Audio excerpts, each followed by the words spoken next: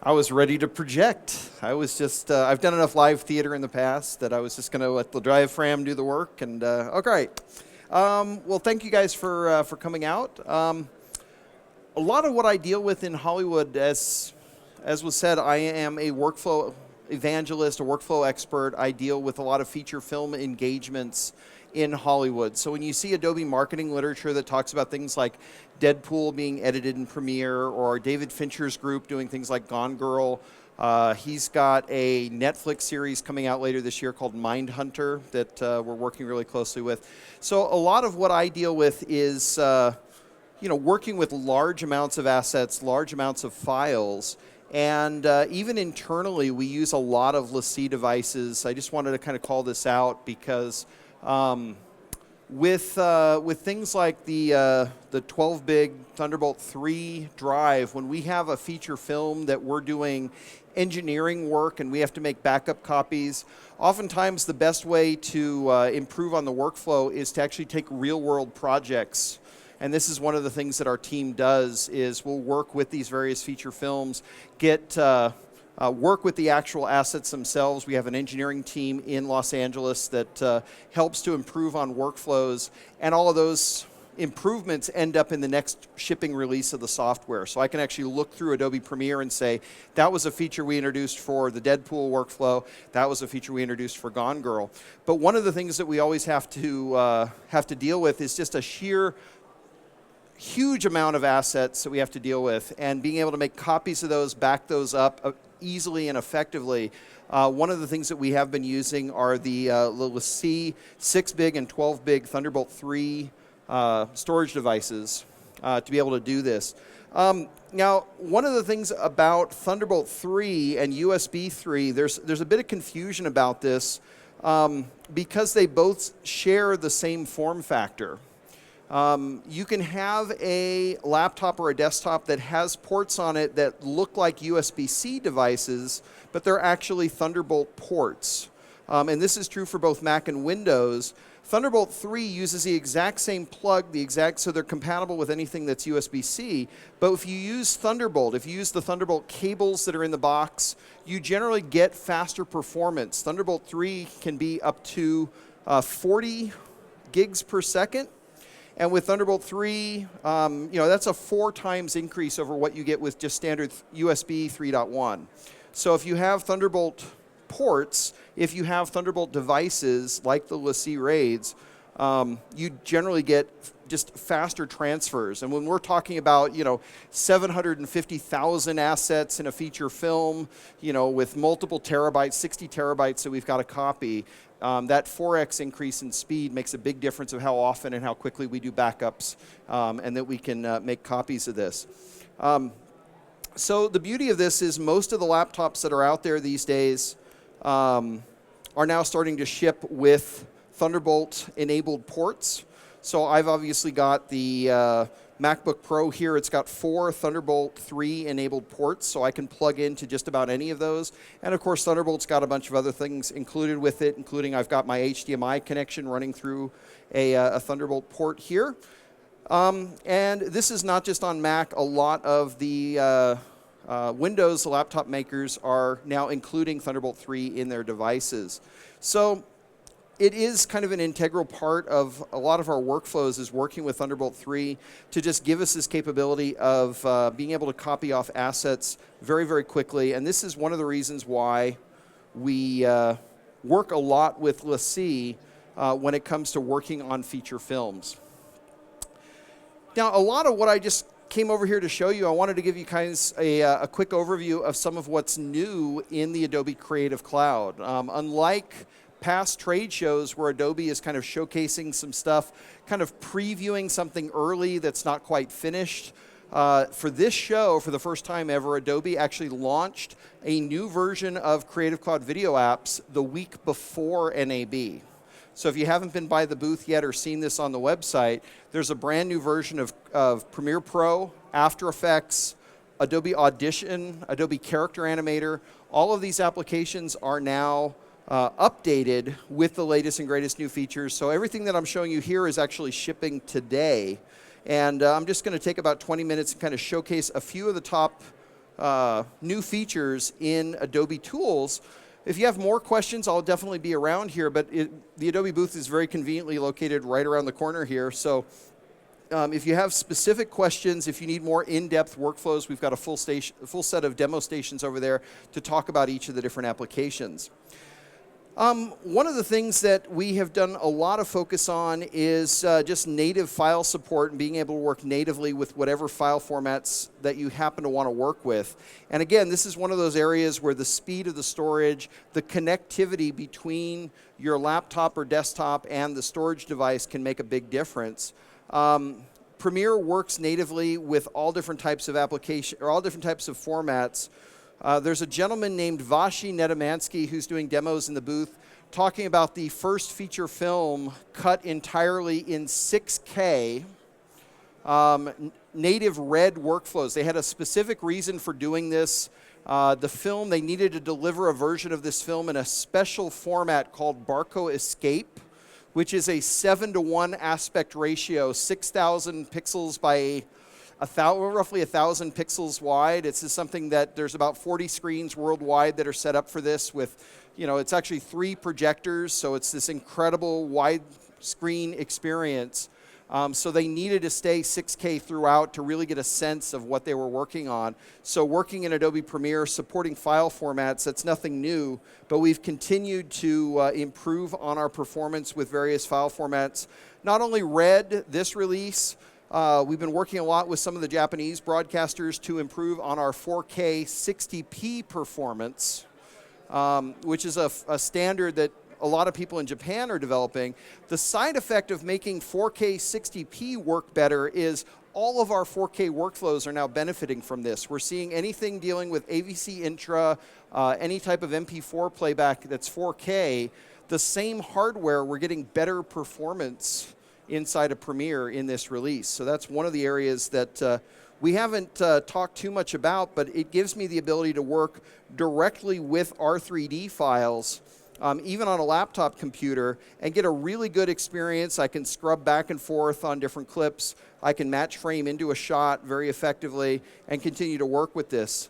Now, I can typically work anywhere from half res to quarter res, and what that means is we decode just part of the picture because I don't need to see all 6,000 pixels across in this particular window. So I can keep to one file and continue to work really, really quickly. Now, some of the other areas that we focused on in this release, there's been a big push in improving on the graphics workflows within Adobe Premiere itself. So when you're working with text, you want to create animated titles, we now have a new graphics workflow. And I'm going to switch to my graphics workspace here to introduce a new panel called the Essential Graphics panel. Now, in the past, if I wanted to create a new title, I would have to open up and create that inside of a special titling application. We're still keeping the old titler in case you have older projects. You can still open up your older titles using the legacy titler. But to make it really, really simple and easy moving forward, we now have a type tool directly inside of the program monitor. So I can come in here and actually just type directly on the screen. In fact, we'll use the same. We'll keep my style the same here. I can go in and add titles inside the program monitor directly, and I can make changes to those titles and maintain any properties. So in this case, you'll see we've got kind of a blur effect and a fade in effect happening on this particular title. I can see the controls for that over in the effect controls, and I can see the keyframes for levels, Gaussian blur have been applied to this. So we now have this new ability to add essential text, graphics. If I want to go through and make some additional changes to this, maybe I want to add a like an ellipse behind this. We now have shape layers inside of Premiere. That's a really harsh color there. Let's see if I can get something that approximates Seagate green here. Anybody here know the exact color of this, the green accents here in the booth? Maybe not. I wish I had my camera. I could take a picture of that. And I can reorder these layers within this graphic using this new Essential Graphics panel. And you can see that I have all the control necessary to start to kind of dial in my, my titles. I can pick these up and move them. I can do that from within the Essential Graphics panel. So all the controls necessary to develop a title look and feel, I can do this inside of the program monitor directly inside of Premiere. If I've created something that I really like and I want to save this for later, I can actually save this into something called a motion graphic template. And by doing this, I can build out a library of elements. So if you have a show where you have, lower thirds, side thirds, you want to reuse those elements over and over again, I can actually save these into something called a library. And within that library, I can then share that library with my team. So I might actually create a library and mark it read-only for everybody else in my team. And then that way, only I can make changes to it. So if I need to share those production elements across a group of people all working on the same television show or the same property, you know that the elements are always going to be the correct updated elements because nobody else but me, I'm the one in charge, I make the changes. Now these essential graphics can also be created inside of Adobe After Effects. And these are all actually sample graphics that come included with Premiere Pro. So I've got a couple of different motion graphics here. I can just, let me switch to a different timeline here. Kind of showcase this a little bit. Here is a motion graphic created over in Adobe After Effects. And you can see that this has some nice animated elements. It's got some text in it. It's got an episode number. The Essential Graphics panel is currently showcasing a bunch of different properties that I can then go in and change. So instead of having this blue tint to the background, I can come in here again with a color picker. Let's make that more of a golden color. And I can also do some special things in here. You'll notice I have a slider here called Background Image. There's actually 11 embedded background images that I can pick from as a Premiere editor. By sliding the slider, I can choose between different backgrounds. So the After Effects artist that created this motion graphics template actually went through and picked out what controls I have as an editor inside of Adobe Premiere. I can show you how that works. I'll switch over to After Effects. Here I have this same exact graphic loaded up in After Effects. And by the way, you don't have to have you don't even have to have a working copy of After Effects installed to use these over in Adobe Premiere. If you have a trial copy of After Effects installed, it just we need to have the engine on the system, but it can just be sitting in the background. It can be an expired trial. It doesn't matter. We just have to have the engine installed on the system in order to use After Effects graphic templates. But you don't, if you're a single subscriber, you only subscribe for Premiere, you don't have to buy After Effects as well to use that. You can just have the engine installed on your machine. Now, if I wanted to go in and change this, I've got the After Effects project file, and you can see here is that same Essential Graphics panel. Now, what we've done, I'm going to go ahead and reveal this property in the timeline here, and then I'm going to delete it out of this panel here so you can see how this works. I can build out whatever controls I want the editor to see in After Effects just by taking them from the composition and dragging them and dropping them in. So I get to pick and choose what is modifiable. If you do things like use the power of After Effects to write expressions, you can do some really nice things. So I have in a pre-comp, I've got a series of images. Let me just make those a little bit bigger. So I've got a series of images that I've put together in this pre-comp, and there's an expression written inside of my timeline that goes through. Here's the slider that has a range of 1 through 11. there's an expression written in that, that slider references that basically says if the number is 1, use this range. If the number is 2, use this range. If the number is 3, use this range. And that's how we can swap out the graphics, give a really, really nice simple control here. And I can test this out by going to my composition, and you'll notice that this slider is live here in the Essential Graphics panel in After Effects, so I can use this to test out my controls. I don't have to export something, go to Premiere, and then start using it over there. Now, the best part about this is, as a motion graphics artist, I can hold on to my AE project file. I don't have to give it to the editor. I can give them this exported file. I'll do that right here. I can export a motion graphics template.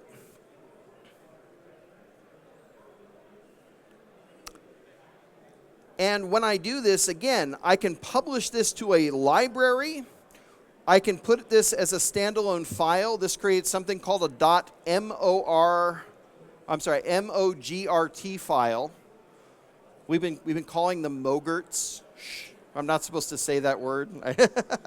The After Effects team has a long-standing history about doing things involving food. A lot of code names and things always have food in the name. So, yeah, it sounds like yogurt, but I'm not allowed to say that. I can publish this to my own Essential Graphics panel on my own system if I want. And once I do that, this is now a standalone packaged file that doesn't open up in After Effects. It can't be modified further from there. So it kind of bakes in what you have. And that way, as a graphic artist, I have the confidence that the editor using this cannot break style guidelines. You know, a lot of editors have some After Effects knowledge, and in some cases can do just enough to be dangerous. You know, and suddenly you see the beautiful layout and the work that you've done, but the wrong font and the wrong items, and things have been moved around and it doesn't look good anymore. I can lock things down as much as I need to, but still provide the editors the control they need to make the common modifications that are necessary. And it's also possible by publishing these into libraries, these can even contain video elements. So you can have video and audio elements actually published in a library as well. Now, this is just one small feature inside of the new Creative Cloud applications. I'll show you guys one more here, just dealing with audio. Because I was joking about this being an essential release for people before we did it, because we have this Essential Graphics panel. But if you've ever worked with audio and you tried to do like a temporary sound mix and just kind of got caught up in all of the dials and switches and buttons that are inside of a VST plugin or inside of most of the usual audio effects that we have, we're also introducing a new workflow for audio that uses something called the Essential Sound Panel. Now, the Essential Sound Panel is a role-based system. It allows me to define clips based on what those clips actually are. So in this case, in this particular timeline, if I expand this out, you'll see that I actually have all my dialogue kind of organized in the first 3 tracks here. So I can select all of these clips, and then over in the Essential Sound Panel, I can assign a role for my audio. So in this case, I would assign these as dialogue. Now, once I do that, the Essential Sound Panel gives me the proper set of controls for doing common tasks dealing with dialogue. I can auto-match the volume. I can repair things using reducing noise or rumble or hum or S's.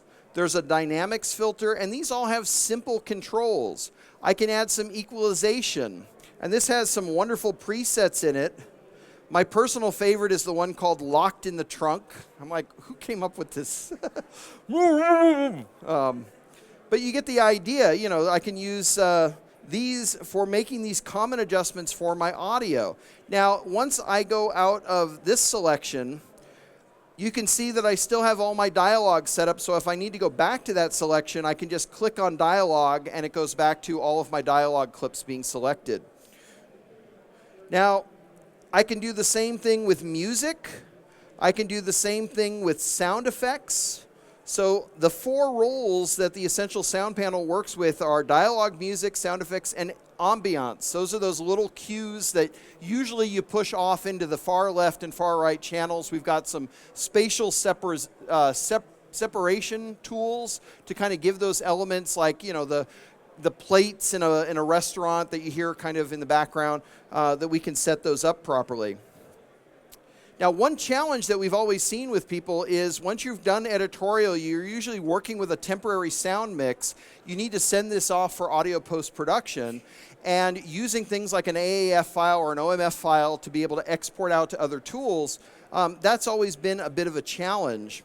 Now, Adobe does have, your Creative Cloud membership comes with a tool called Adobe Audition, and one of the things that we have been working on is improving the interoperability between Premiere Pro and Audition.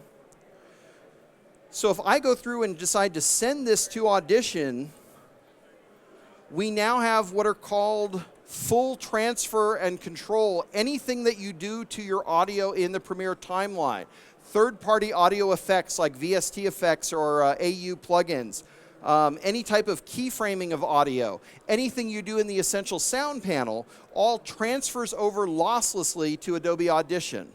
So in effect, Audition is reading the Premiere Pro sequence, and we're getting better fidelity than anything else out on the market when it comes to moving between editorial and audio post-production. The other thing that this also does, this does not need to render out a video file, because Audition and Premiere Pro share video frames using something called Adobe Dynamic Link. It's the same thing that lets me drag an After Effects composition right on the Premiere timeline. Premiere feeds those frames directly into the preview window inside of Adobe Audition. So if I go back and I make a change to the color and maybe brighten the scene up, you would see that update immediately. So here I have all of the same tracks. The names of the tracks actually come across, the keyframes, the cross dissolves, and you'll notice that the Essential Sound Panel is also over here in Adobe Audition. So anything that I've done to my clips in the Essential Sound Panel in Premiere comes across here into Adobe Audition. What's better about this is now I can actually open up the various filters, and instead of working with simple sliders and simple presets, I've got access to the full DSP effect, where I can go in and I can see precisely what that simple filter in the Essential Sound Panel was doing, and I can further tweak it and modify it as necessary. So your temporary sound mix doesn't necessarily have to get thrown away before you start doing your final mixing. Guys, I'm completely out of time. I will be back at the Adobe booth demonstrating Adobe After Effects more in depth at 5 o'clock. But I'd like to thank everybody here at Seagate and LaCie for having me over to kind of showcase a few things with the Creative Cloud. Super, super excited about the Thunderbolt 3 support in some of the different devices from LaCie, like the 12 Big. Again, we use these on a regular basis. So thank you very much.